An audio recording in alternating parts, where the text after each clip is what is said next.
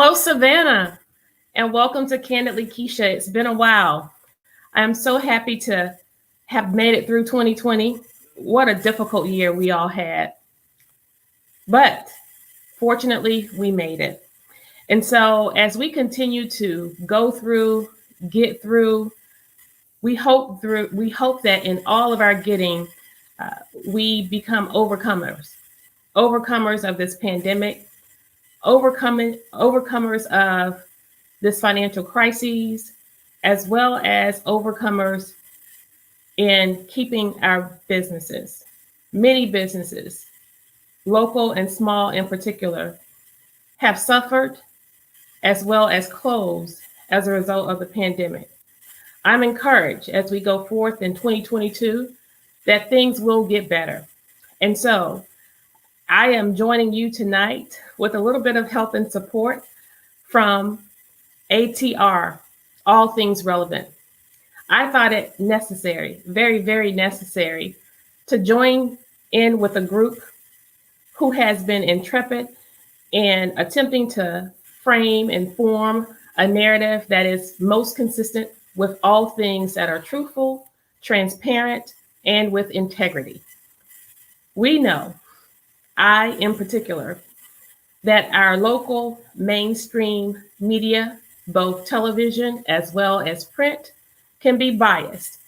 I, as your alderwoman at large for Post 1 of the City of Savannah, have come to learn that that biasness is as a result of power, control, elitism, cronyism, as well as classism. For a long time, we in this community have talked a lot about race relations and the lack that most of our underserved, vulnerable communities have, African Americans in particular.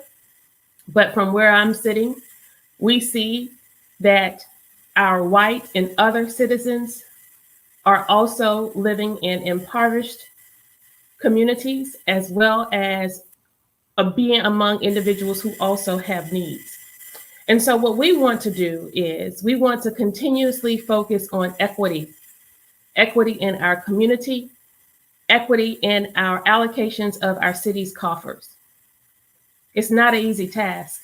You see, those are all goals that in the minds of many are lofty and unattainable. But I, for one, am a believer. I'm a believer in the electorate who sent me to City Hall in 2019 and said, no more will business be done as usual. We expect for things to be different. We want to break away from the status quo. We want no more investment in brick and mortar. Rather, our citizens decided that it was time to give Savannah a heartbeat. And boy, are we trying. We are trying so hard to give Savannah the heartbeat she so desperately needs. And so as we go forth, I pledge to you to do nothing differently, but to go forth as aggressively and as passionately as I know how, both with ethics and integrity. And so with you by my side, we can do it. When I asked you to send me to City Hall, I asked you to come with me, and many of you have. I had the honor and privilege of hosting Roland Martin in my home as he was here in Savannah on the stump for Ossoff and Warnock. And we'll talk more about our election season later. One of the things that resonated with me that he left me with, me along with a group of local restaurant owners, nonprofit executives, and local artists, was the fact that we have to be about the business of educating our electorate.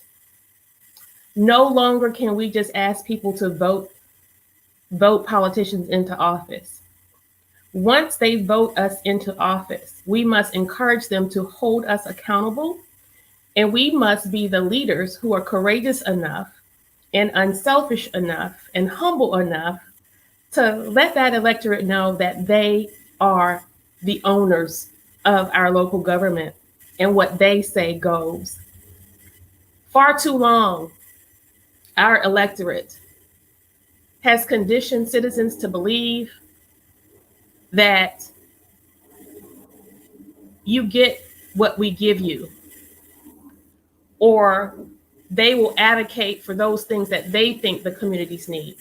Well, I'm here to tell you that we want you to hold us accountable and tell us what you want us to be advocating for. So stay with me at City Hall. I'm so excited about our program for tonight. I want to talk to you about a few things, starting with our, boy, oh boy, our election season. Our election season, whew, it was a doozy. Ladies and gentlemen, we have a new president. Rather Democrat, Republican, conservative, liberal, moderate, man, woman, Black, white, Hispanic, Asian.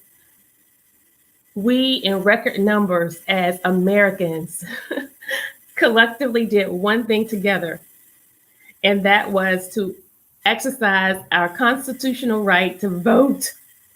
Vote. We must continue to vote. I know sometimes your vote seems as if it were in vain because we fall short as politicians and fail citizens.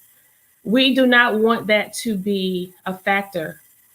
Whether you are encouraged to vote the next time around or not, we want you to stay connected and collected to the democratic process. So keep voting, keep holding us accountable. We want to start talking to you tonight. Before I introduce my guest, I'm so excited to be joined by our first district alderwoman, Bernetta Lanier, who is among one of the persons I was so excited about when I learned she won on election night. I was so excited to work with her, in large part because she's super smart. She's super smart. It's not very often you have people who are highly intelligente in politics. And so I was really excited to have her on the team.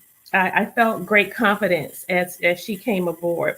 And so what we have been doing at City Hall, in my opinion, is not a whole lot.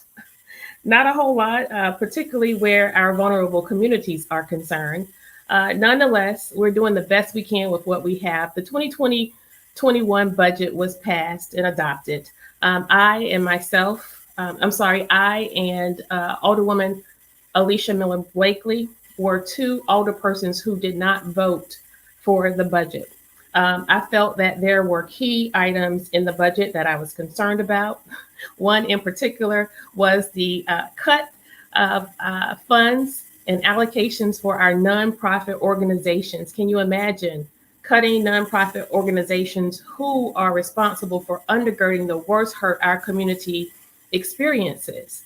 And when citizens cannot pay their rent, when they become homeless, when they become assaulted physically, when they are absent resources to pay their utilities, when children and seniors have needs, those nonprofit organizations are the ones who undergird everything that our citizens in Savannah need. So that, in conjunction with the fact that many of our city department budgets was cut across the board. Many of the budgets was cut, and we understood that. And that was acceptable because we're in a pandemic. So everyone was asked to cut back because we advocated. I, for one, advocated for there to be no cuts to staff, no furloughs. We didn't want people who have been dedicated to the city of Savannah to lose their jobs amidst this pandemic. In addition, I'm so proud that Alderwoman Alicia Miller Blakely and myself worked tirelessly to educate and communicate to our city citizens the fact that we did not need and did not want taxes to be raised. And I will continue to advocate for such. until we stop with the frivolous spending, the corporate contracts that seem to be ritualistic within the city of Savannah. We have to do better fiscally with regard to our administration and our budget. So we decide, hello, Alderwoman Lanier. So we decided, I'm talking through my agenda here for tonight, which is inclusive of our local budget. Our first budget, 2021, that we kind of own, whether we voted for it or not. And I was explaining that I was one who did not vote for it. Nonetheless, I was also concerned that the mayor and alderman budget increased by 39% to the tune of $271,000. The mayor and alderman budget increased by 39%. Among some of those higher increases in budgets was also our attorney's office, as well as our chief executive officer's office. So lots of administrative increases, but not many increases for our vulnerable communities. In addition, I had an issue with the fact that that $271,000 was spread out across food and catering, salaries and benefits, of which has not been explained to me to date. And so that, in tandem to the fact that we are keeping with expending and allocating hundreds of thousands of dollars for festivals and parades that have been essentially some suspended, or we are closing down things in our city left and right, I could not see any justification for allocating hundreds of thousands of dollars for a Black Heritage Festival, or Asian Festival, St. Patrick's Day, Jazz Festival, not in a pandemic, not when you're cutting nonprofit budgets. That's not fiscally responsible, and it's not consistent with giving Savannah a heartbeat. And so here we are. We want to also make mention of the fact that we were concerned a lot about our crime. A lot of our citizens called for us to defund our police. I, for one, am not a fan of that word, defunding the police. However, I do understand the fact that we were in position to reallocate or allocate resources differently across the police department's budget, whereby we could have put more attention and focus into community policing, as well as programs and other matters and issues related to helping to forego those episodes of officer-involved shootings, focusing on training.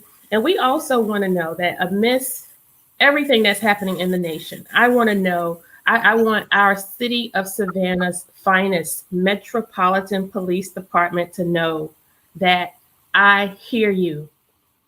Many on council have heard you. Just today, we are continuing to receive anonymous accounts of mistreatment, as well as those who have stepped forward. Dozens of our police officers came forward and acknowledged that there were issues within our department. Well, one could only deduce and make a correlation between low morale and increasing crime, as well as what we see playing out in the streets of Savannah. Homicide increased from 24 homicides in 2019 to 31 in 2020. Rape, 69 rapes in 2019 and 84 in 2020. Fortunately, robbery and burglary were down. 297 accounts of robbery in 2019 and 247 in 2020. Burglary, 841 in 2019 and 630 in 2020. I unfortunately requested and did not receive the stats to date. We want to make sure that our police officers understand, in as much as the community and citizens who are around are concerned with police-involved shootings and how individuals are being treated, we understand the importance of protecting and serving those who we expect to protect and serve our community and our citizens. And so your calls for help have not fallen on deaf ears, but unfortunately, right now, we do not have the political will or the majority to really make the difference that we need to make. Another thing that I'm working on with regard to the city of Savannah is our animal ordinance. I had the opportunity to present to citizens last week as the council is expected to adopt the impending animal ordinance of Chatham County. And so we want to make sure that we are listening to the concerns of citizens who do not think that the Chatham County's ordinance is as compassionate as the city services were. And so we are grateful to the city attorney, Bates Levitt, who is helping me work through communicating to members of the county what some of the recommendations and concerns of our fur baby friends and animal advocates. And we want to make sure that we take those into consideration. This is everyone who has a heartbeat. Everything that has a heartbeat is important to me as your Alderwoman at large, and we are committed to assuring that we will take care of our animals. So please connect with me on via the City of Savannah website with my email address or my phone number, and let me know if you are interested in offering feedback and recommendations, and or if you are interested in joining a group who will collectively continue to monitor as well as offer feedback with regard to these services. We finally want to talk about, before we get to my guest, and thank you so much, Alderwoman Lanier. Absolutely. Tonight. We want to talk about the fact that we have a new president who is joined by the first African-American vice president, female vice president in the United States. We're so excited. This is an exciting time for women. It's an exciting time for Black women in the United States. So many moments to be proud of. And they already started on the job. The first 3 days, President Biden, assisted by Vice President Harris, have already signed into action 30 executive orders.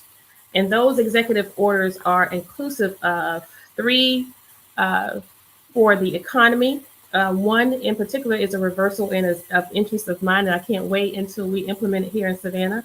And that was to lay the foundation for increasing the minimum wage to $15 an hour. And then we had 14 on coronavirus.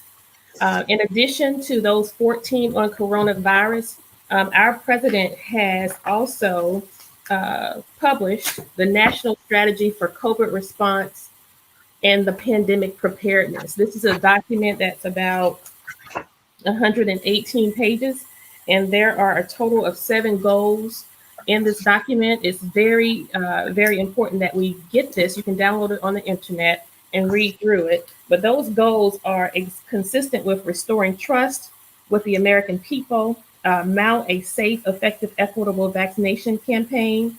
3, to mitigate the spread through expanding masking, testing, and data treatment. Testing, data, treatment, and workforce, and clear the public health standards. The 4th one is to immediately expand emergency relief and exercise Defense Production Act. The 5th is to safely reopen schools, businesses, and travel while protecting workers.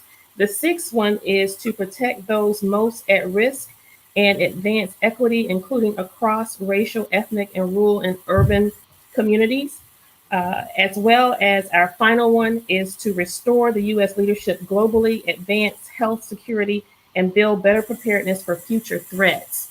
Very important stuff. And it all sounds like something we have needed for a long time. And possibly if we had most of it, we wouldn't be in the shape that we're in. Nonetheless, we're here. We're not going to fuss over spilled milk. One of the other goals within this resource is to have 10 million people vaccinated in 100 days. That's very aggressive, but our president thinks that we can do it. Some of the other executive orders are consistent with the environment.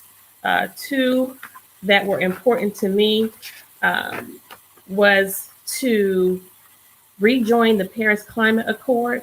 And this basically is when the countries decide collectively that we are going to all work to control emissions. Very, very important. And the second one was to cancel the Keystone XL pipeline, which directs agencies to review and reverse more than 100 Trump actions on former President Trump actions on the environment. Some of the others were equity, important. We had two on equity. One was to rescind former President Trump's 1776 commission and direct agencies to review their own actions to assure racial equity. We had several one on the census, and that one was to include non-citizens in the count. And that's important because non-citizens benefit from the resources that are allocated to communities. So that's certainly key. 5 were on immigration. One of those 5 was to tear down that wall or stop the wall. Stop the wall on immigration. And the other was to undo former President Trump's expansion of immigration enforcement within the United States. And another was to reverse former President Trump's administration's restrictions on U.S. entry for passport holders from 7 Muslim countries. Very key. We also have 2 on the environment. We said that one already, and 1 on regulation. And the 1 on regulation simply is to direct the Office of Management and Budget to develop recommendations to modernize regulatory reviews and undo former President Trump's regulatory approval process. So this is some good stuff. I'm feeling like an American again. This is some great stuff, right? It's exciting. This is exciting. I feel safe. I feel whole. I feel like somebody loves this country. I feel like we're in a non-judgment zone. I don't feel a hand out. I feel a hand up in these executive actions. And this is just the beginning. This is just in 3 days. Yes. Imagine, oh my God. I'm gonna stop talking. Just got excited. Oh, over. This is really good stuff. Really good stuff. We all need to give consideration to. Finally, we want to also make mention of some budget items that I have advocated for. And if you can make some notes, Alderwoman Lanier, because we want to hear from you with regard to what your budget items are, in addition to what the hot topic we're going to talk about tonight. And so for me, I have asked that we restore funding to some of our nonprofits whose budgets were cut.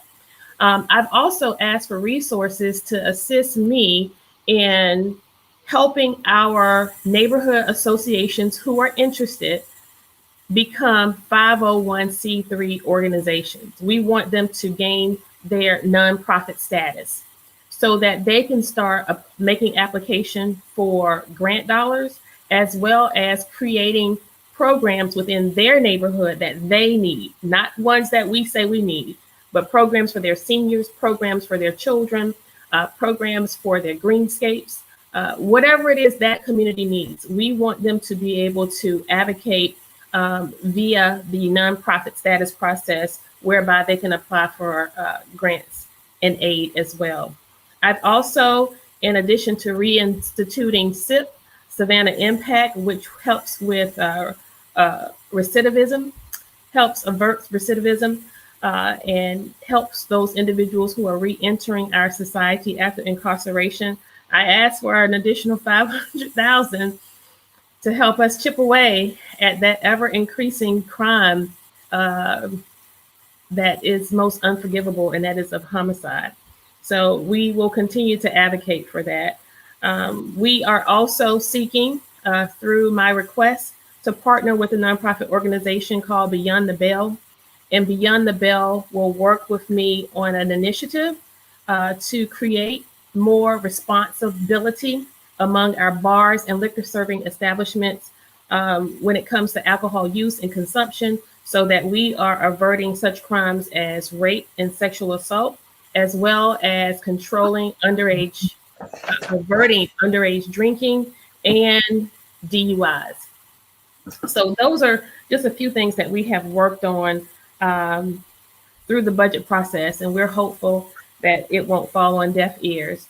Alderwoman Lanier is with us here to talk about a huge project in the community of the West Side, and the project is being led by the Salvation Army.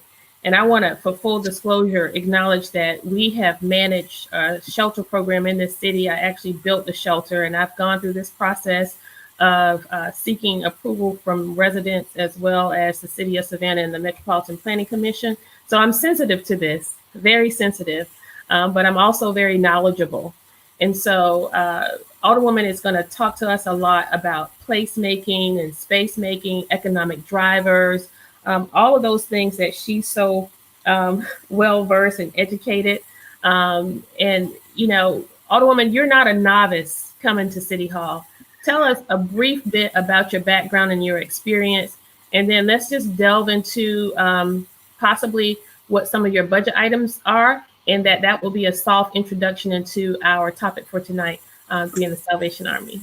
Yes, thank you so much, Alderwoman Gibson Carter, for the invitation and the opportunity to speak to your audience concerning this, the information that I'd like to share tonight. So thanks a lot. I just wanted to say that you were talking about the new administration, and I'm really so pleased that I find myself starting to say the Pledge of Allegiance again.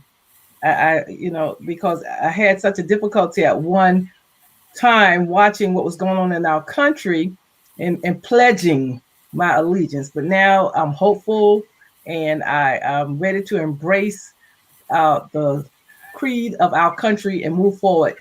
So I'm glad about the new administration. But I'm a native Savannian, as you know. I'm a fourth generation resident of my community.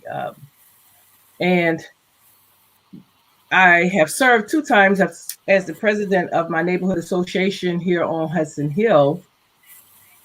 So when coming up in the environment on Hudson Hill, the community that created the first neighborhood association in the city, and my father being an instrumental part of that, pulling on his experience as a labor leader with ILA, and they brought that experience to the community because we were underserved, because we had needs that weren't being addressed by city government, being homeowners and taxpayers.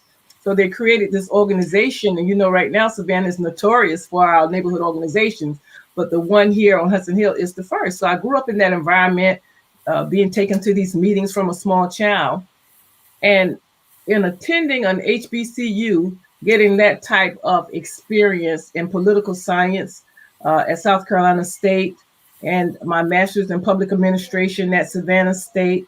When I relocated back to this community and saw the need, I got an opportunity under Mayor Otis Johnson to chair his gentrification task force. And we documented the need, the gentrification, we documented the neighborhoods that were prime for gentrification. And Hudson Hill, West Savannah was on that list. So there was work to be done. So I knew that when that growth and development that was coming towards the West Side, after there had been so much gentrification on the East Side and downtown, that that movement was coming west, that one neighborhood by itself was not going to be able to ward off the harsh aspect of gentrification being forced displacement. We needed to form an alliance. So I founded an organization called Ivory Bay. It's a community development corporation, a CDC, and the mission is to build wealth in low wealth communities by using asset-based economic development. So in the years of 2005, when it was founded, until now, I have worked with some very astute and energetic and dedicated community leaders to work towards building wealth in these communities, to work towards learning the discipline of community development. And we've made some gains. And at this point, we understand that we can design for better outcomes.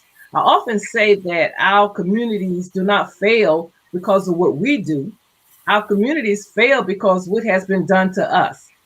So it is important. CDC is all about collaboration, all about building alliances, bringing stakeholders to the table, formulating bringing neighborhoods together to form alliances so we can negotiate collectively, just like in labor, collective bargaining with city government, so we could bring benefits into these communities, because we have been underserved, underinvested in. We are vulnerable, low wealth community. West Savannah has 30% poverty, a 30% poverty rate, and some enclaves in the first have 80 and 90% poverty. Believe it or not, 90% poverty in Yamacraw.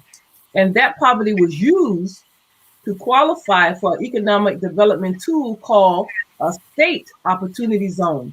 That's why you see around the post office those new developments coming up, because they were able to use the poverty in Yamacraw to qualify to receive these tax incentives to build these developments.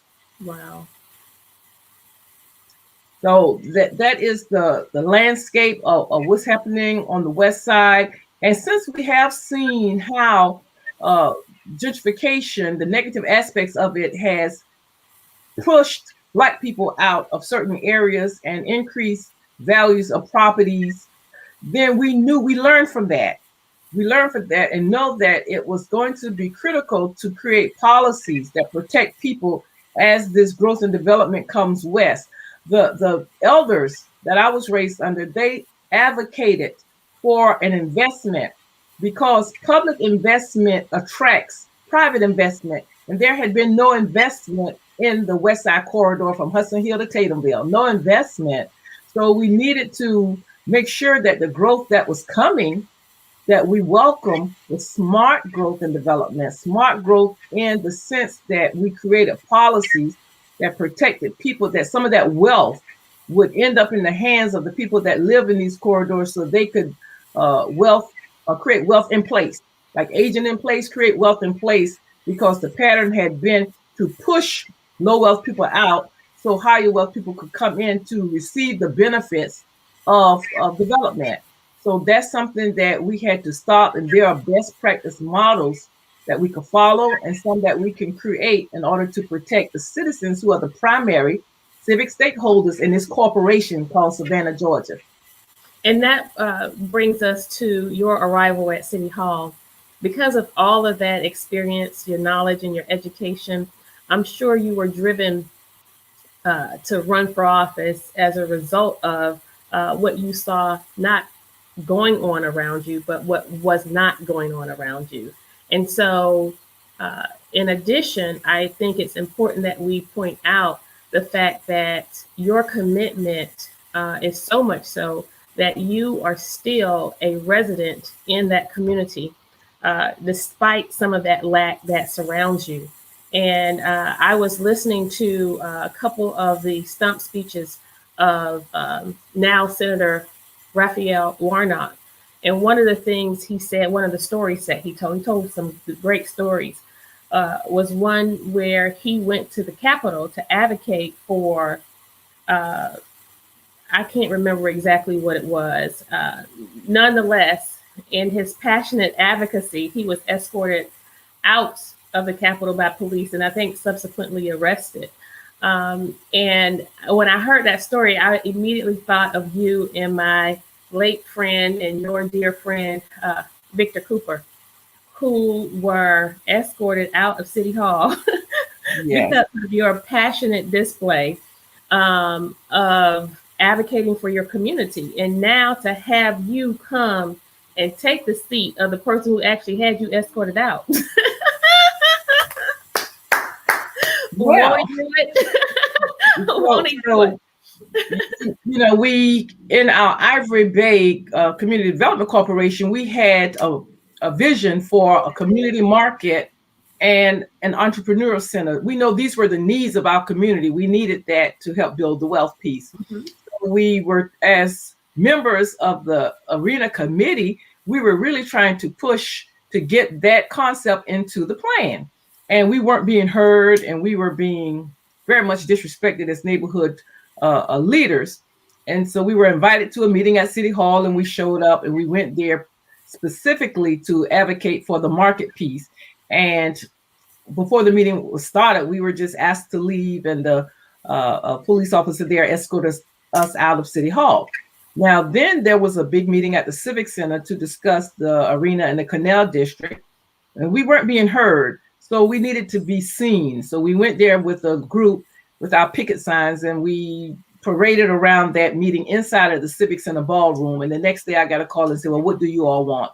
And the only thing we wanted was to get the market and the entrepreneur center in the Canal District, because the original intent of the Canal District and the arena, the original intent is to lift the community up, for upward mobility, to bring investment into the community that had been underinvested in and underserved for generations. And we know we needed more than the arena.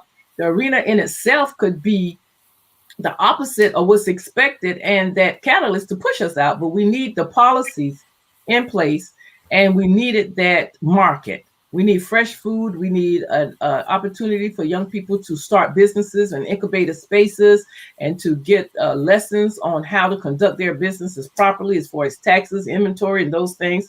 And the people from Atlanta who were hired to create the plan, they thought it was a great idea, and they wrote it into the Canal District. And now the Waterworks building will become the market and entrepreneur center, and that those details are being worked out now. But we are still getting pushed, because now that it's being embraced, they're really trying to push the Ivory Bay effort away from the table. And there's nothing nefarious about us wanting to conduct community business as corporate business.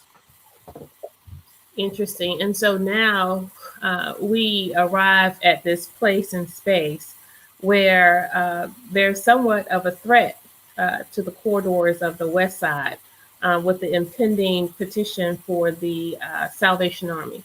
And initially, I acknowledged my experience with managing a local homeless shelter for families with children, and being sensitive to that. And I don't want to mix that with anything that can be remotely close to my not being sensitive to the needs and having the NIMBY syndrome, as our media has tried to portray you. What we want to recognize, and what I'm framing my mind around as I come to the table, I pledge to listen to the residents. I've been listening to residents on the far West Side when they were advocating not to have an expansion of a landfill. I've been listening when those individuals out Liberty City did not want the Rockingham Farms to be in their community. I listened to the individuals over here off of in the 4th District off of Waters Avenue on Highlands Drive when they did not want the use to be changed from residential to commercial. I'm listening. When you have citizens engage and mobilize, and they stand up, and speak out in favor for protecting the integrity and the historical value of their neighborhoods, and now you being here along with other residents, wanting to protect the opportunity for economic drivers and investment in the community, I listen. And upon listening, I act with my vote. And so that's why these platforms are so key, because when these narratives are reframed in our mainstream media, it doesn't come out the same. And so for me, Alderwoman Kesha Gibson Carter, the issue is highest and best use on the current property that we have called the Weeping Time property. Some are arguing that it's not the Weeping Time property. Well, it's close enough.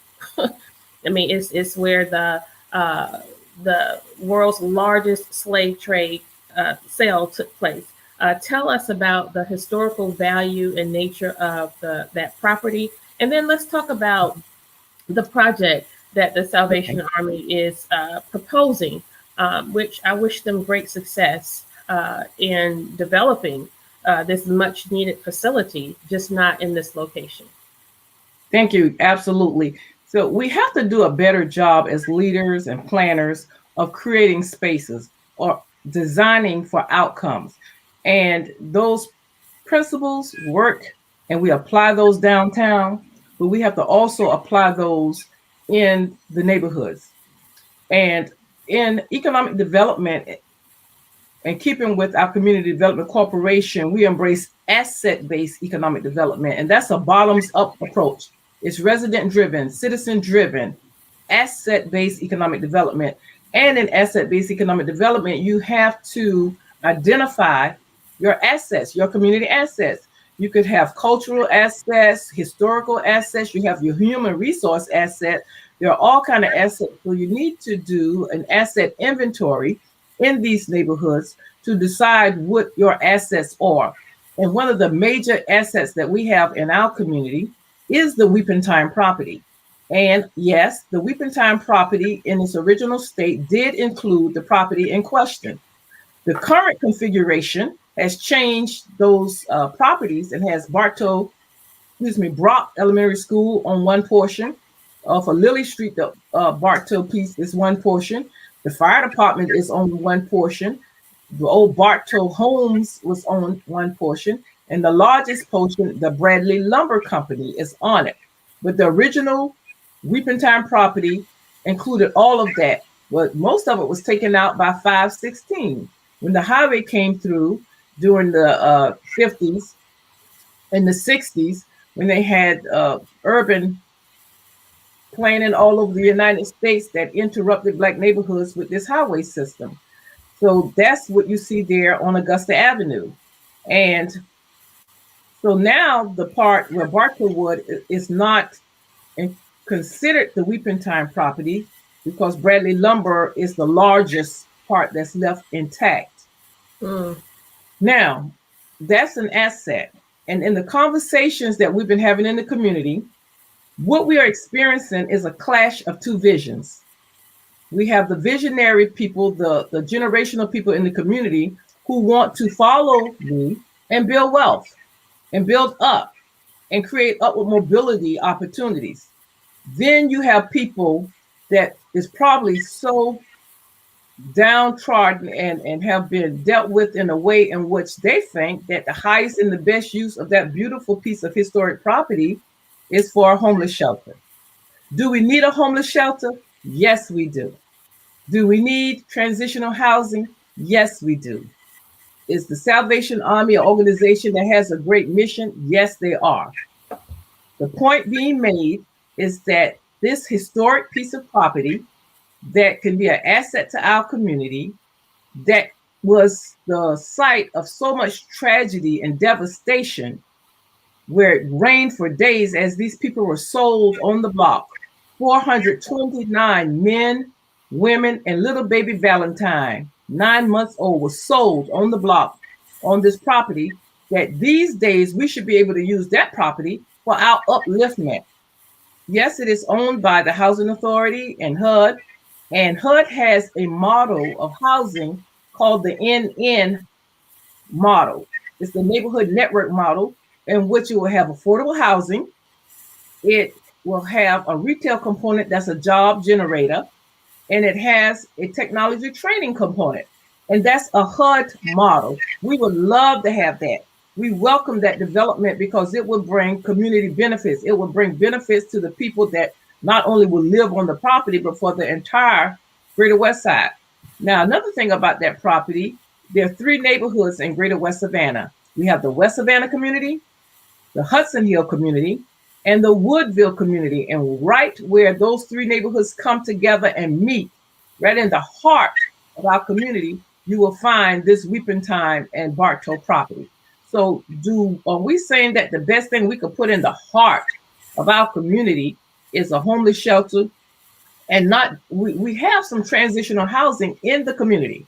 Now we're talking about a community with 30% poverty. And let me just say this, Alderwoman, prior to the surge, we had 9.3 poverty in the United States. And it surged up last year to 11%. Wow.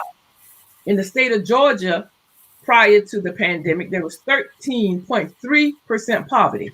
Whew. But it shot up to 14.3 last year with the pandemic and the economic problems with the pandemic. Now, the average poverty rate in West Savannah is 30%, older woman, 30%.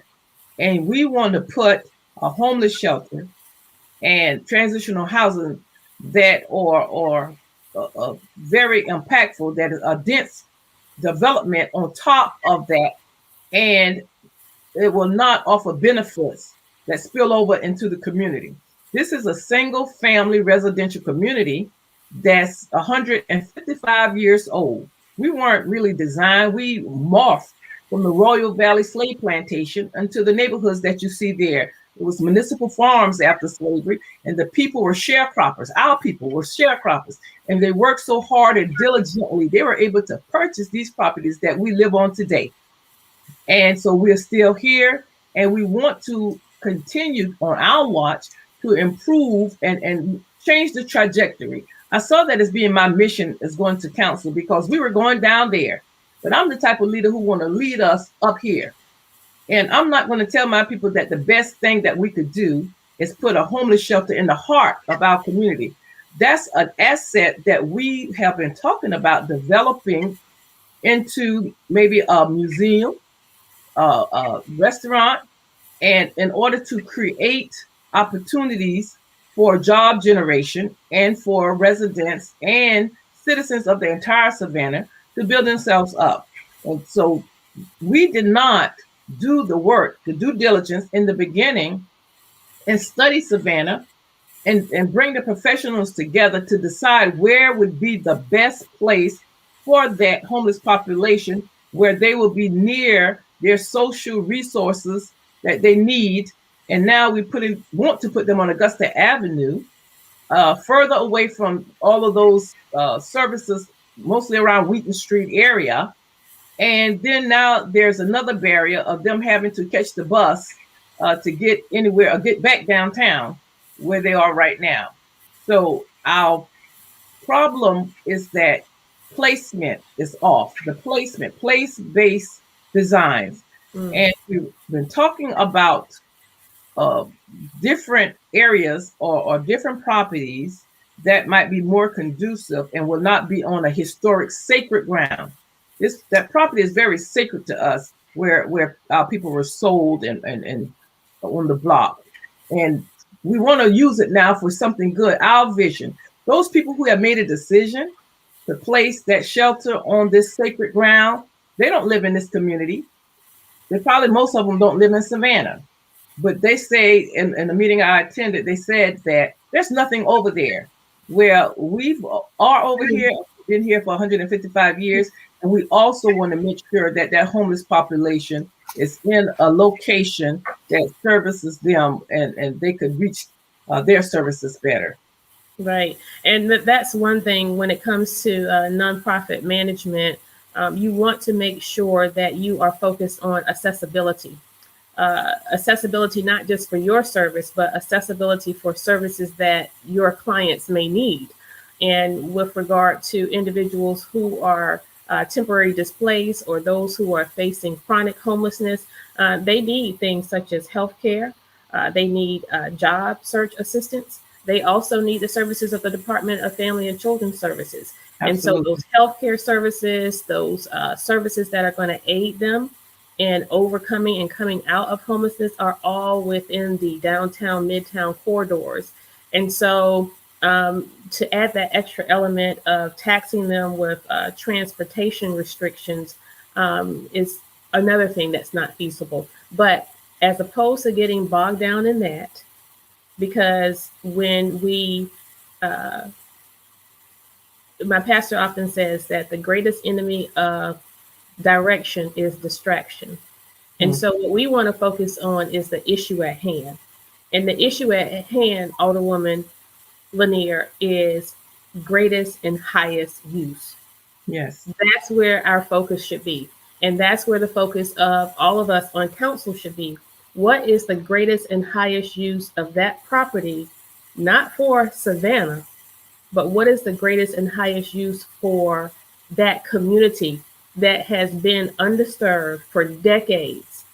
I think it's about time for the West Side to be spoiled, taken care of, and they should be a little selfish in wanting more for their neighborhood because they have been neglected for so long. And Absolutely.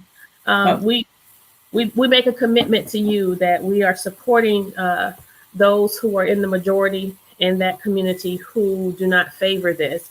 We did have an opportunity to talk with individuals who are proponents of this project, and there are a few, and we invited one leader to be here tonight. For full disclosure, we want to give everybody an opportunity to be heard, but she had a conflict. But we've heard their sides. But again, as I stated, we want to focus on highest and best use. And when we do not allow individuals to take us off of the target, we know that we are now facing some issues with the fairground. Again, highest and best use, not highest bidder, That's not right. big buddy or friend. Let me say this, Alderwoman. We do have some transitional housing in West Savannah on Cummins Street and I think around Newcastle Street, but there are individual houses.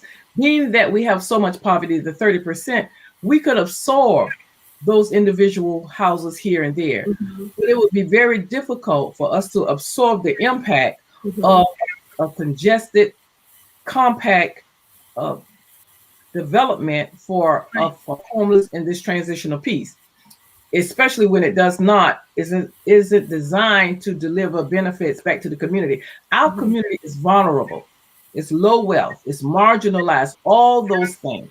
Mm-hmm. And I'm so glad you pointed that out because in the response to one of the letters of someone who opposed this project, there was a older person who responded to that individual and attempted to highlight shelter programs that was in their particular community. And, my thought was immediately, it's one of the wealthiest communities in the city. That's the point. They can absorb it. exactly. It's like, let's not be selfish here. Let's just think our way through this. But we're hopeful, we're optimistic that those who are at the table, those who have been called to serve the people, will make those just and right decisions. And in the interim, I want to encourage you to stay the course. I know there are some ebbs and flows on council, and folks have like sort of pitted groups of council persons, but full disclosure, you and I have not always agreed on every single thing. We don't vote up and down the same way. But what we do is we respect each other as professionals, and we part ways peacefully on various issues. And we're hopeful that those at the table we will all be collective and not divided on this. Please let me let the audience know what is going on now. The reason the Salvation Army is coming before us is because the property is not zoned. This Thursday. It's not zoned for what they are proposing. So they needed to get a special use permit. They need special permission to place a shelter there because it's zoned for housing. So they're going to come before council to ask council to vote to allow them to have the special use permit. Now, I don't believe that they have purchased the property fully yet, and it's probably contingent upon whether or not we pass it. So what's happening in Savannah, these developers purchase land that's zone one thing, but that's no problem for them because they are so sure that they're going to get the zoning change to accommodate their projects. And we've done it here again. They made big plans and spent money, and it was like a done deal. What is it that makes them so certain, Alderwoman? Well, it has been the practice here in Savannah that the residents and the land use was not taken into consideration. Right now, because I'm pushing an agenda for a strategic community benefit approach, a strategic approach that's people-driven, resident-driven. Before, we were more or less driven by developers, and there was no equity. We're talking equity, we're talking resiliency, but what we're doing here is just the opposite of equity, of being equitable and resilient. We're doing just the opposite. We're doing the same old. If we allow this project to come on top of the devastation and the poverty that we have.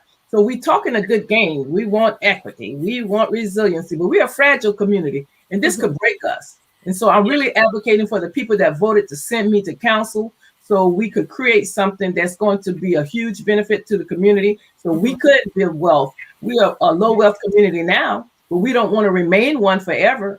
So And you know that's what? why we do what we're doing.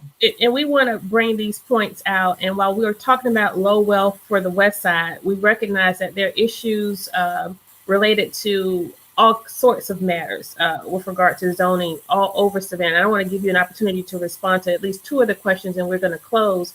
Okay. That was in the chat that I quickly saw there. Again, this is not wholly a race issue. You also represent a very diverse district. And so the operative word that you used was the people. And your campaign slogan was the people's time. Absolutely. And so I want to applaud you for listening to the people.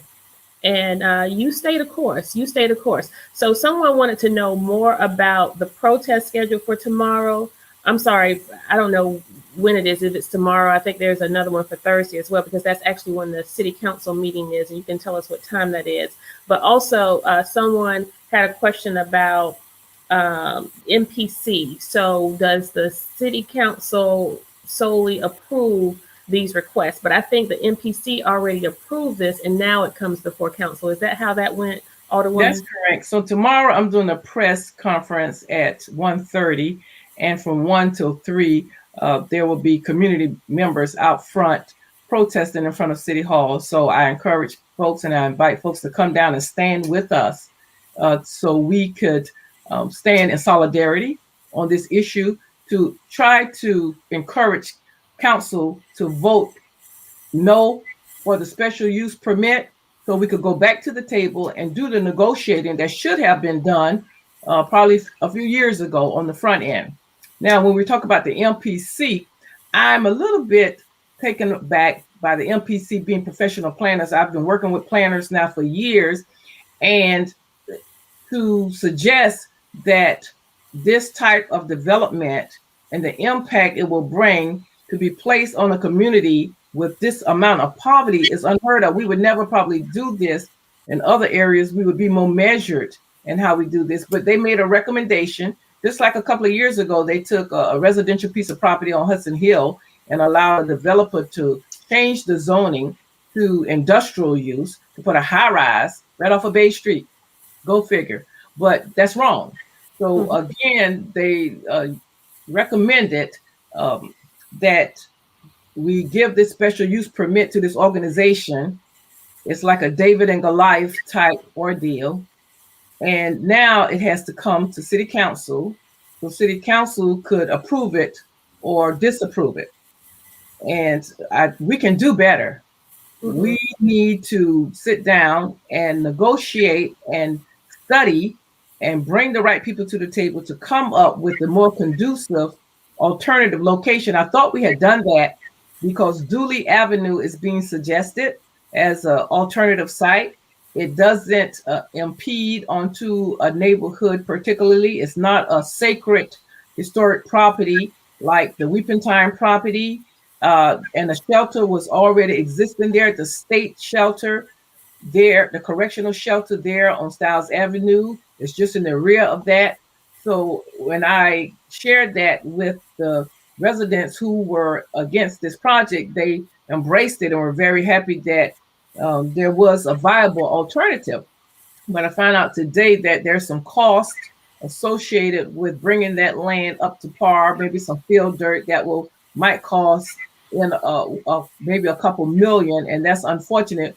The city owns other properties, but the onus of solving this should not even fall on the city. We just did not do our due diligence on the front end, and now all of this has fallen into our lap, and we are fighting in the same fight that my parents fought and the grandparents, in the same fight now that we're fighting for our community to be viable, so we could build up in our community, so we could create an environment and a landscape for better outcomes. We have a opportunity zone in the district, and we have a logistic technology corridor. And these are economic development tools that we can readily use and partner with organizations to build up.